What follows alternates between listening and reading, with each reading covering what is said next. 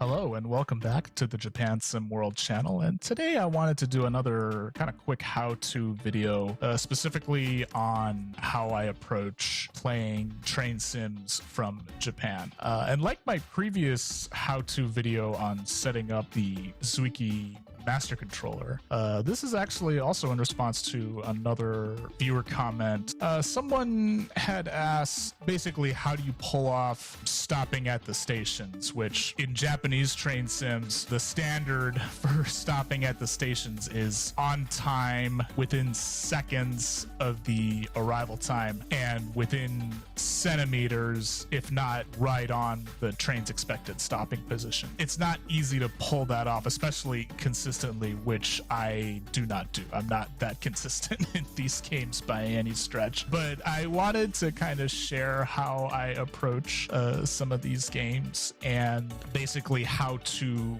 more or less maximize your chances of being successful at that. Now, the standards in these Japanese train sims are no different from the standards that drivers have to adhere to in real life, and as a matter of fact, they manage to meet those standards every time. Every stop, every station that they stop at, they meet that on time and stopping position standard consistently. And they meet that through a lot of training, a lot of discipline, a lot of doing the same things perfectly over and over again. Unfortunately, in these video games, you don't have to meet those same standards all the time in order to be successful. In the early Densha Go games, like for the PlayStation and the arcades back in the 90s, they were actually quite a bit stricter. I think a part of that was to make sure that you didn't find success too easily, and therefore you would continue to insert money into the machine after you failed to a certain point where you got a game over. I think that was probably the purpose behind that. It makes a whole lot of sense, come to think of it. But I know that these recent ones like Densha Go, Hashirou Yamanote-sen, which came out for the PS4 and for the Switch, the standards here, let's just say they're not as strict in terms of meeting those standards. So you don't have to be perfectly successful in those games in order to progress, in order to complete the game. But doing so will maximize your odds of getting a high score or getting a good rating, that kind of stuff. And you know, achieving those in those games is kind of the goal, as opposed to surviving without getting a game over. So anyways, I wanted to kind of go over how do you maximize your chances of becoming successful in these games. What I'm showing here is just how I play. I'm sure others have different ways of playing and approaching these games. These are by no means perfect strategies, and I'm in no way a pro at this. I would guess that most people will not be instantly good at these games. In other words, it's going to take practice, repetition, and patience. That's what I had to do, and that's what others who play this game will have to do as well. We're going to be reacting to my own gameplay today. I won't be playing the game as I provide commentary here. I'm actually going to be reviewing some already captured gameplay footage of 3 games. We're going to look at Densha Go, Hashirou Yamanote-sen, the first one up here. We're going to look at JRE's Train Simulator, and also a game by Sonic Powered from the Japanese Rail Sim series. So for now, let's take a look at Densha Go, Hashirou Yamanote-sen. Okay, so here we are in the arcade mode of Densha Go, Hashirou Yamanote-sen, on a segment from Shimbashi Station, where we currently are now, to Yurakucho, which is the next station down.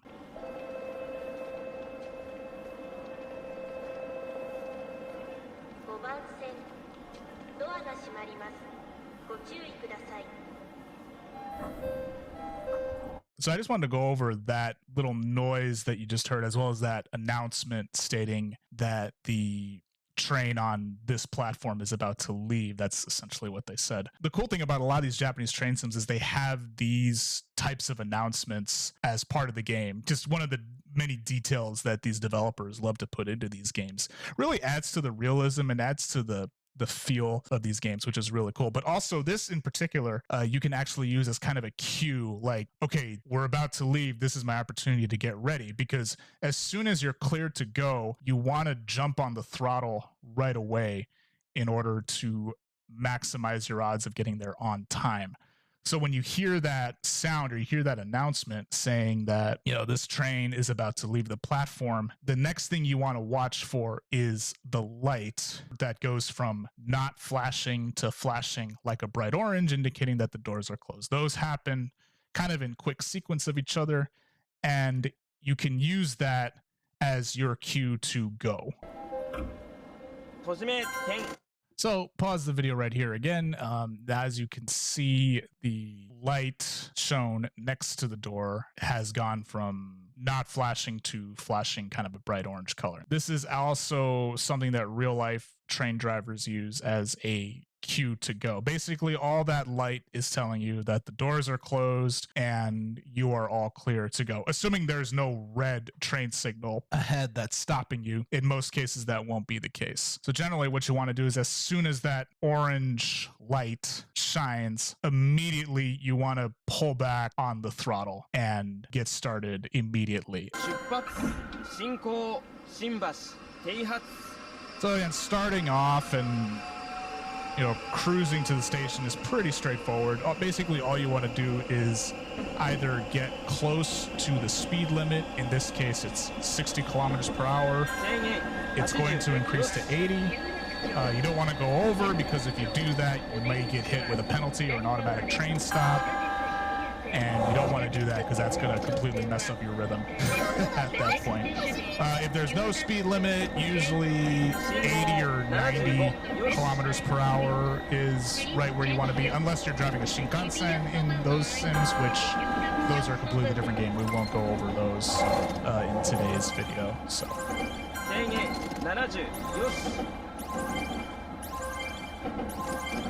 So I paused the video here because this is where it starts to get tricky. Basically slowing down and stopping the train. So again, this is where the practice and the repetition is going to come into place. So, but generally speaking, what I try to do is when I approach somewhere between 300 and 350 meters away, I want to start slowing the train down.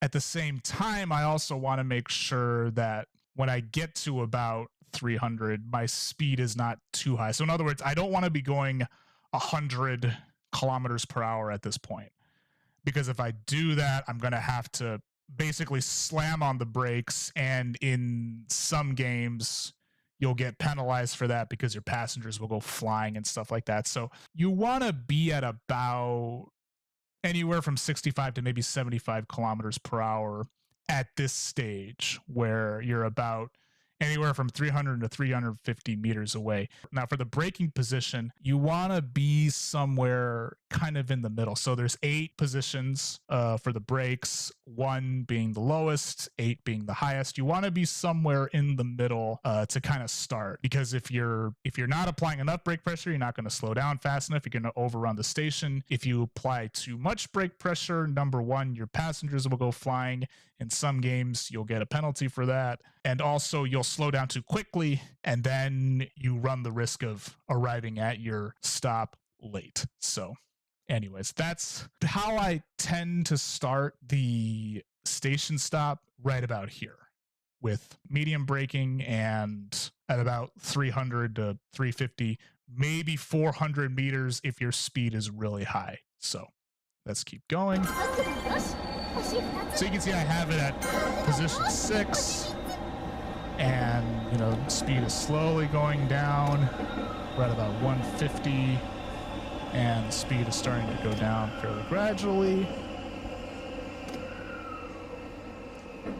So let's stop here. So, again, this is not something I get right every time. This is not something that I nail every time, but it's something that I try to do. Basically, what I do now is I count down the meters. So I go from 350 to 300, 250 meters, 200 meters, 150, 100. And then when I get to 50 meters, I try to make sure that the train is going at right around 20 to 25 kilometers per hour, because I feel like if I'm in that range, I'm setting myself up to where I can smoothly roll in to the mark without overrunning or without falling short. This is something that requires some adjusting of the brake power, you know, either apply more or pull back on the brakes depending on where you're at. And this is actually where the use of the Zuiki controller, the actual train controller, really comes in handy. That type of controller makes the braking process a lot easier than, say, using a D-pad on a controller, which is generally what you use if you're using a controller for if you're playing this on a console, or if you're playing this on PC and you're using a keyboard. The Zuiki controller really makes the braking process a lot easier in this case. So kind of slowing it down, I lift off a little bit on the brakes, and then we're kind of getting to that point. So once I get to about 500, or like anywhere from 450 to 500 centimeters, that's where they start showing the distance in centimeters. And so the countdown really starts to get intense at this point. And so here you want to make sure that you're probably nowhere higher than 5 to 7 kilometers per hour at this point. If your speed is any higher than this, you're most likely going to overrun the platform at this point. So we'll see how the rest of the stop goes.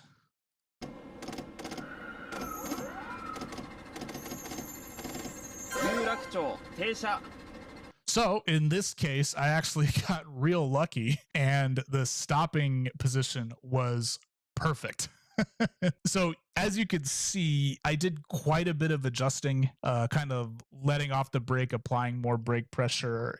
And unfortunately, that's probably not how you're supposed to do it. If you want to do it exactly as the pros do it, that's just kind of how I do it in order to at least make sure that I don't overrun. When I play this game, I tend to be more concerned with overrunning the platform than I do with time. As you can see in this case, I'm about 3 seconds late here. But yeah, certainly when it gets down to that centimeter countdown, you want to be ready to apply full brake pressure when you're going at about 4 or 5 kilometers per hour. And once you get to that 100, once you're about 150 to 100 centimeters away from the stopping point, at that point you apply full brake pressure, and then that will allow the train to stop completely, hopefully within the margin of error of 50 centimeters, give or take, from the stopping point. So that's how I tend to approach it, at least in this case. And in this case, I actually got it right, but I'm also 3 seconds late, which is not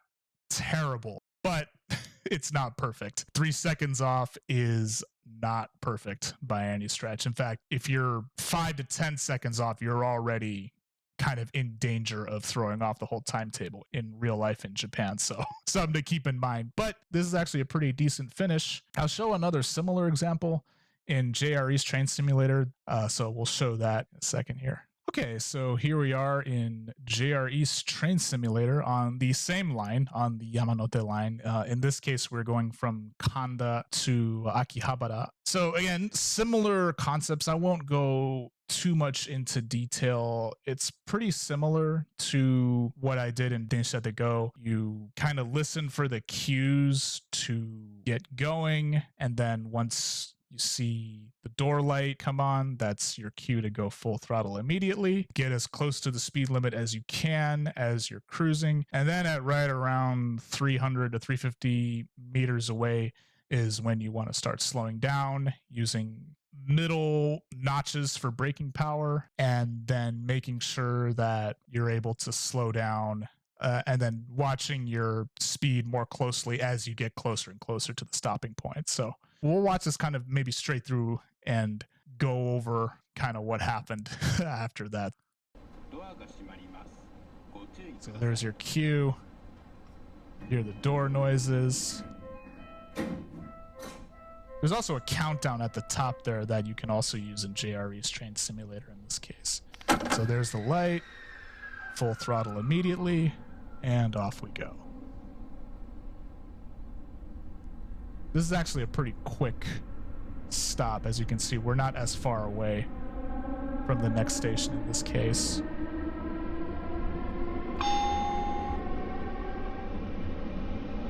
Speed limit's about 90, but we're not going to be able to get to that point because we're going to have to slow down fairly soon in this case.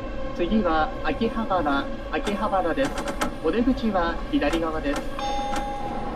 So again, starting to kind of slow down at around roughly 350 meters. Again, using kind of middle of the pack braking power. And I think in this case, I may have slowed down a little too much. Yeah, see, I lean off the brakes here. I think I may have slowed it down a little bit too much here. But see, yeah, right around 50 meters, you want to be at around 23 kilometers per hour. Then slow it down again.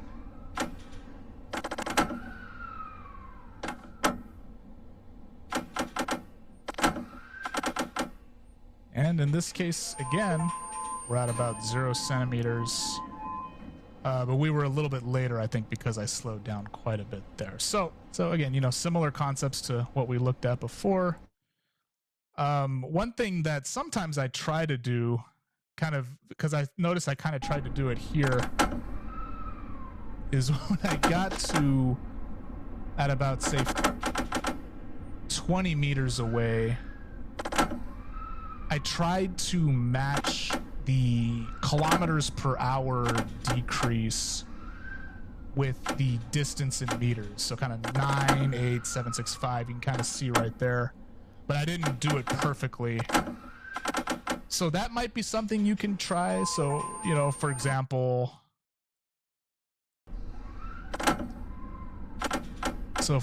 say, like, you know, at 17 meters, you should be at about 16, 17 kilometers per hour.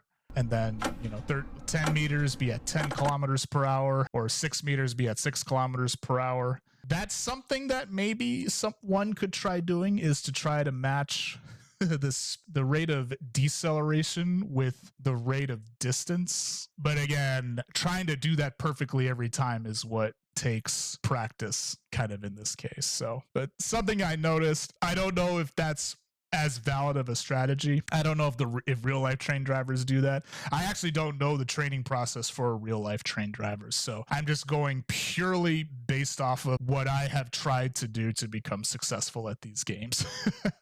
So I have not received any formal training on these kinds of games. And I have not actually heard from other people who have played these games. So if anyone who's played these games has a different way of approaching these games, I'd love to hear about it in the comments section, because I'm very curious to see how other people succeed. So in this case, we did meet the 0 centimeter distance, and we did get an achievement for that even, but we were 6 seconds late in this case. So in this case, I probably slowed down a little bit too much, which contributed to the delay. So again, you got two things you got to watch. You got to watch the time and the distance, and you're watching that really closely, particularly once you get to that last 300 to 350, maybe 400 meters, depending on how fast you're going. So anyways, that's JRE's Train Simulator. We'll take a look at one more for today. So this last game I'm showing is one of the Sonic powered games with the full motion video. This is one of the real pro games from what they call the Japanese rail sim titles, that that's the localized title in English for any of their releases outside of Japan. What's different about these specific games, and not every Sonic powered game has this, but what's different about these games is the graph on the left side. That is a really handy tool to use in order to maximize your odds of success. So in this game, I actually have the footage of the controller, the Zuiki controller that I used for this game, which I also used in the other two. And basically, all that I'm doing is making sure that my current speed, which is highlighted by that green diamond, lines up with the green line on that graph.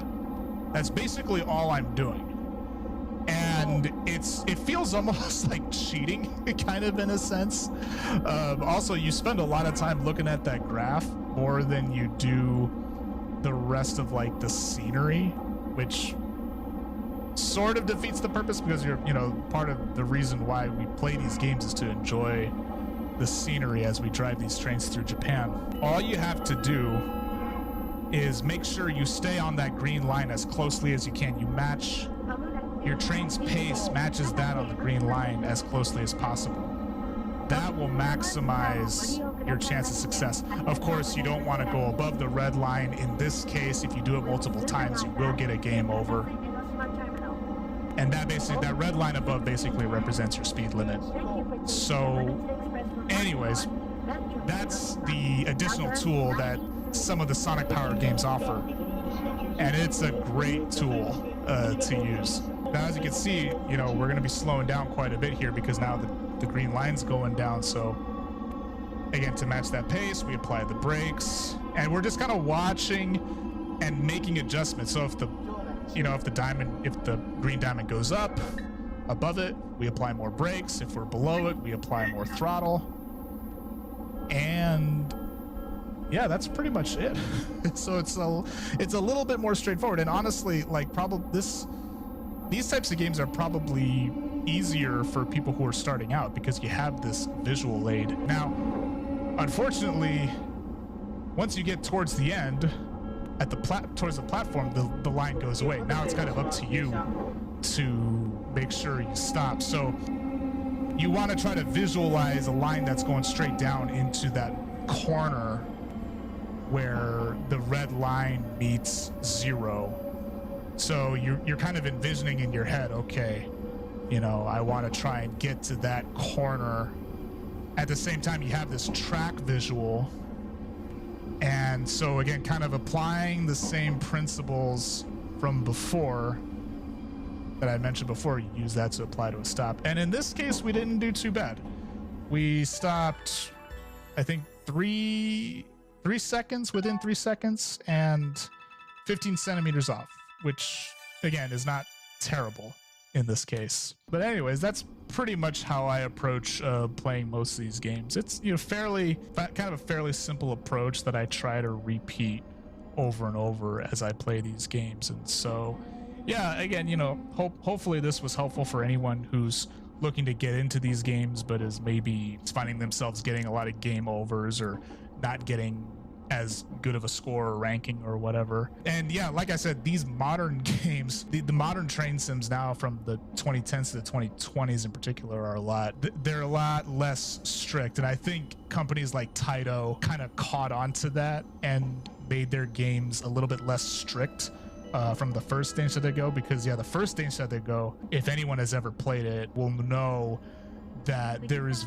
very, very little room for error before you get a game over. So it's very hard to actually progress in those games, and the nature of the controls and the nature of the graphics actually makes those games even more difficult. Kind of similar to how, you know, older video games from the 90s were actually a lot more difficult than maybe we remember, especially compared to today's games. But yeah, anyways, hope you guys enjoyed. If you made it all the way to the end, thank you so much. Please like, comment, and subscribe to the channel. Helps the channel out a lot. And as always, more content to come on Japan Sim World. Please stay tuned.